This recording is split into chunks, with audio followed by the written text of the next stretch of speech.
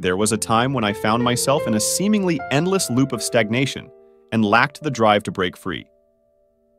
I'd dive headfirst into radical endeavors, like taking on those trendy 30-day challenges inspired by others around me. Yet, as the years unfolded, I crafted a set of unassuming yet powerful guidelines that revolutionized my daily existence. My intention is for these principles to not only uplift my own life, but to also cast a positive ripple effect on yours. Let me introduce you to the House on Fire rule, a simple concept that has recently become a game changer in our journey. Picture this. We're traveling through Europe, and the airport decides to play hide and seek with our luggage. We managed to keep our backpacks, but alas, all our clothes vanished. That's when it hit me. I really couldn't care less about that stuff. Whether I ever saw my clothes again was no big deal. It wouldn't bother me. The stuff we own ends up owning us. The more stuff I've gotten rid of, the more calm and mental clarity I've ended up having in my life. The 20/20 rule, or as I stumbled upon it, the wisdom I first absorbed from the minimalists. Particularly in the early phases of untangling my life from a cluttered existence, as I sifted through the remnants of my belongings, it dawned on me how we clutch onto an abundance of things just in case. Just in case guests unexpectedly drop by, just in case I decide to brew 18 cups of coffee simultaneously, just in case my wardrobe takes a detour in size. We've amassed an arsenal of items for speculative scenarios. In the intricate dance of decluttering and grappling with what to release, ponder on this principle. If you can effortlessly replace an item for $20 within a mere 20 minutes, simply let it go. Naturally, execute this without indulging in wastefulness. Each time I've adhered to this principle, not once has there been an actual necessity to replenish anything. Therefore, when teetering on the edge of parting with something, embrace the 20/20 rule. If it aligns with the criteria, gracefully let it depart. Let's delve into the box rule, a personal favorite of mine, alongside the last two rules that I'm excited to share. The box rule expands on the previous one. When tackling decluttering and facing uncertainty about certain items, especially those that don't neatly align with the 20/20 rule, consider this savvy approach. Confine them within a box. Store this box in your attic or garage and set a reminder on your phone for about 6 months into the future. This sets the stage for a revisit, forcing decisions on the contents. This strategy is particularly beneficial for those who grapple with the emotional challenge of letting go of personal items. Placing things in a box serves as a temporary solution. When the designated time arrives and you realize that you haven't missed anything from the box, you're confronted with a pivotal choice. Dive into the contents, deciding whether to sell or declutter, or take a more impactful step by donating the entire box. This method provides a gentle entry point into the decluttering process, allowing individuals to navigate at their own pace. And by the way, if you're enjoying these insights and finding value, don't forget to subscribe. It's a commitment-free experience. At its core, this rule is elegantly straightforward. Never allow yourself to neglect a newly formed habit for 2 consecutive days. My personal integration of this rule extends across various aspects of my life.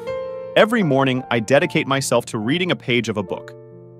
While the occasional miss is acceptable, perhaps due to a morning appointment or other commitments, the crucial point is to never let 2 days pass without honoring this ritual.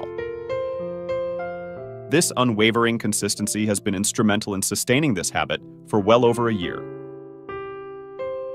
The same rule finds a home in my approach to fitness. A commitment to daily exercise is paramount, and while a single day lapse may be forgivable, 2 consecutive days are strictly off-limits. This practice not only upholds the regularity of my fitness routine, but also acts as a safeguard against veering off course with habits that hold genuine importance to me.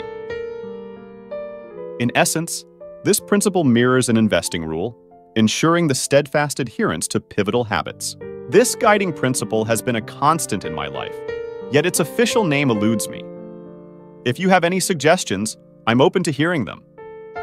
I've playfully dubbed it the investor rule. Rather than channeling my resources into arbitrary material possessions, such as books, I've made a deliberate shift to invest in experiences. The act of investing in material goods often left me with a sense of stress, cluttering my mental space and providing only temporary satisfaction. Whether it's the allure of a new car or the novelty of clothes, the excitement fades rapidly, reducing them to mere objects.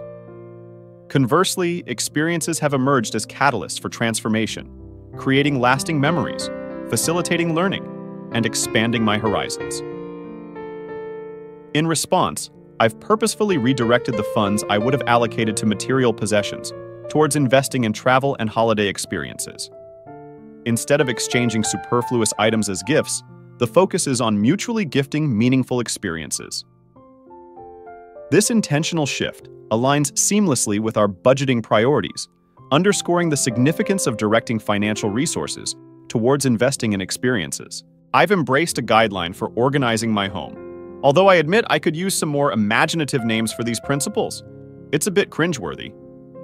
The core concept of this rule is straightforward.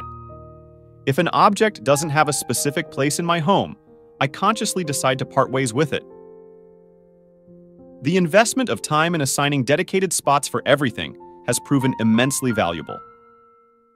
It has eradicated the frustration of perpetually misplacing items like my wallet, keys, or phone, as each now has its own designated spot. This orderliness extends to my clothes and toys, ensuring a harmonious arrangement throughout my house. Every single item in my home has its designated place where it rightfully belongs. If something lacks this assigned spot, it serves as a clear indicator that it probably doesn't belong in my living space. Without a designated location, it tends to accumulate on counters or scatter across the living area. In such instances, a serious consideration is given to parting ways with the item. This rule functions as a pragmatic guideline. If an item lacks a specific place and consistently occupies different areas, it likely serves no essential purpose and is ripe for decluttering. Frequently, our actions are shaped, whether consciously or subconsciously, by the perceptions of those around us. Acquiring the latest iPhone, for instance, isn't solely about obtaining a flashy new gadget. It's also a way to broadcast a particular status. This principle extends to various choices, from shoes and cars to the selection of a residence in a specific neighborhood. While personal satisfaction plays a role in these decisions, there's an undeniable influence from the desire for social validation. Even seemingly personal activities, like sharing on social media, often trace back to a search for external validation. It becomes a channel for seeking acknowledgement and positive affirmations, particularly on days when one might not be feeling their best. Coming to terms with this reality took me a considerable amount of time. Rather than fixating on the opinions of others, especially during purchasing decisions, I've redirected my focus toward discerning between wants and needs. Is this item a genuine necessity, or am I drawn to it due to external pressures? A clear example surfaced when I accidentally spilled water on my laptop. I realized I didn't truly need a second laptop. It was only during travel, where I needed one for editing, that I made a purchase out of necessity, not just a desire for something trendy. The lesson learned is to prioritize what genuinely benefits me, regardless of external opinions. I adhere to the 90 rule in two distinctive ways.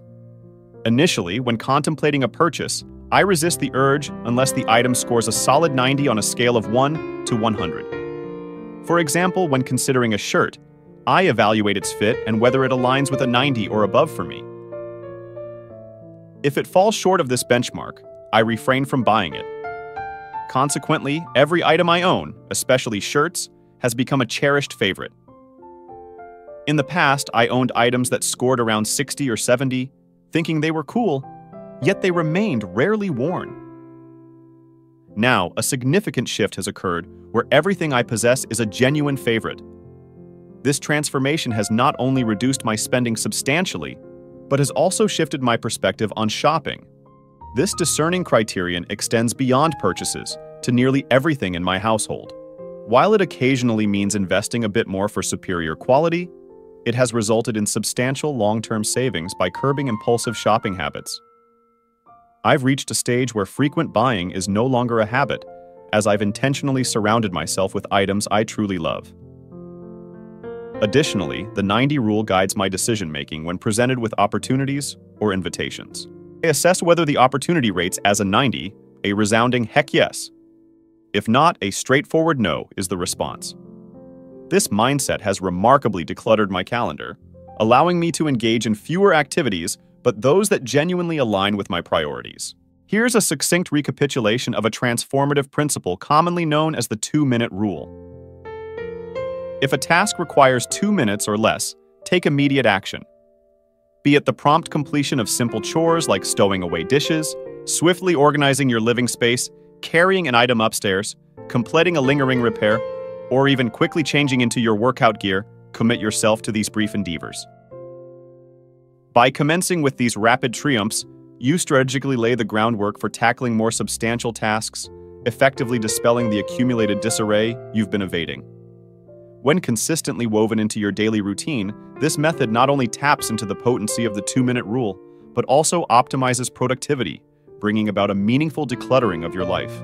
Every evening, as part of my pre-bedtime routine, I conduct a reset in my living space.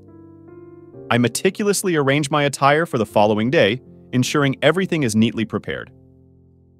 I engage in the task of either loading or unloading the dishwasher, leaving no dishes lingering around.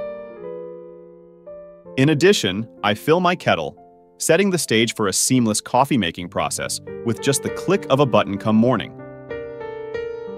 Alongside these actions, I lay out the book I intend to read. This nightly ritual serves as a crucial step in orchestrating success for the upcoming day. Its impact on my life has been profound, comparable to the positive influence of subscribing to this channel. With a goal of reaching 500,000 subscribers by year-end, I extend my heartfelt thanks to everyone who has already subscribed. Anticipating our continued connection, I look forward to the next video installment.